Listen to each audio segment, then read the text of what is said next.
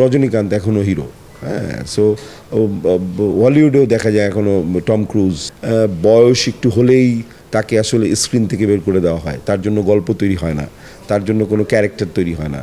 আমাদের পার্শ্ববর্তী দেশ কিংবা আপনি যদি হলিউডের দিকে তাকান, ইভেন তো বলিউডের মানে বললামই তো, এবং বিভিন্ন দেশে যদি যান তাহলে সিনিয়র অ্যাক্টরদের দিনে দিনে দিনে দিনে আরও উত্তরণ হয়, তারা তাদের মতো করে গল্প হয় তাদের। যেমন রজনীকান্ত এখনও হিরো।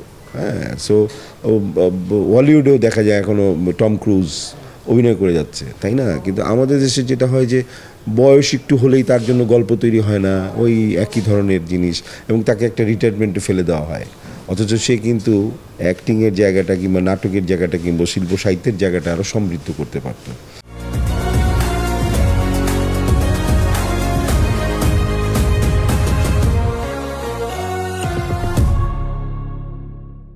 তা আমার কাছে মনে হয় যে এটার থেকে যদি আমরা উত্তরণ করতে পারি তাহলে আরও ভালো ভালো কাজ আমরা দেখতে পাবো।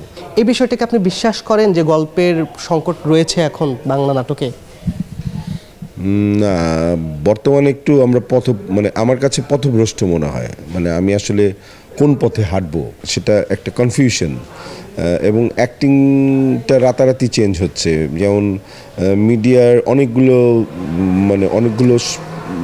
উইংস বের হয়েছে, যেমন ওটিটি, ইউটিউব, তারপরে সিনেমা, ওয়েব ফিল্ম, মানে সব কিছু মিলিয়ে মানে ভিউ বাণিজ্য যেটা বলে। আগে যেমন একটা লাইন ক্লিয়ার ছিল যে একটা ভালো ক্যারেক্টার করার পরে আরেকটা ভালো ক্যারেক্টারের ডাক পেত, একটা ডিরেক্টর একটা ভালো কাজ করার পরে তাকে অন্য একটা জায়গা থেকে ডাকা হতো। এখন ভালো কাজ অনেকেই করছে, অনেকেই হচ্ছে, তারপরে কোথায় যেন একটা স্ট্রাগল, কোথায় যেন একটা বাধা, কোথায় যেন একটা বিপত্তি, এবং নিজেকে নিজে সেল করা, এইটা একটা মানে বিষয় আছে যেটা হয়তো আমি এখনও অভ্যস্ত হতে পারিনি।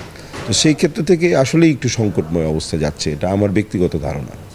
আর সেক্ষেত্রে আমাদের বিনোদন অঙ্গনটাকে কিভাবে আবারও পরিশুদ্ধ করা যায়, কিভাবে 90s যে হাইপ সেরকম আবার নতুন করে এই 2020 কিভাবে শুরু করা যায়, ওই হাইপটা আবার নিয়ে আসা যায়, বা ওই বিশুদ্ধতা আবার কিভাবে নিয়ে আসা যায়? না, এটা আসলে সব কিছু সামগ্রিক অর্থে বলতে গেলে যে সোসাইটি, মানে সামাজিক প্রেক্ষাপট, দেশের সকল পরিস্থিতি সব কিছু মিলিয়ে আসলে জিনিসগুলো গ্রো করে। তো কারণ সব কিছুর পরে হচ্ছে শিল্প সাহিত্য। মানে শিল্প সাহিত্যটা সবার আগে, কিন্তু মানুষজন নাটক দেখবে কখন? যখন তার মধ্যে ভালো লাগা থাকবে, স্বস্তি থাকবে, তার ক্রাইসিস কম থাকবে। আমি বলছি না যে আমি পুরনো জায়গায় ফিরে যাই, সেটা বলছি না। নতুন জায়গা থেকে নতুন ধরনের উদ্ভাবন এবং নতুন আইডিয়া, মানে নতুন ধরনের স্ক্রিপ্ট, যেমন ধরেন এখন অনেক ক্যামেরা ওয়ার্ক কিংবা টেকনিক্যাল জায়গাগুলি অনেক সাউন্ড হয়েছে, কিন্তু মানে একটা টাচি গল্প কিংবা মনে রাখার মতো গল্প কিন্তু কম। হ্যাঁ, এবং মানে এক ধরনের চলছে। হ্যাঁ, সো সব কিছু মিলিয়ে যদি আমরা ভবিষ্যতে এগুলো যদি একটু কারেকশন করতে পারি তাহলে হয়তো ভবিষ্যতে ভালো কিছু হবে, এবং হচ্ছে যে তা না, আরও ভালো হবে, এবং শিল্প সাহিত্য আরও ভালো দিকে মুভ করবে, এটা আমার মনে হয়।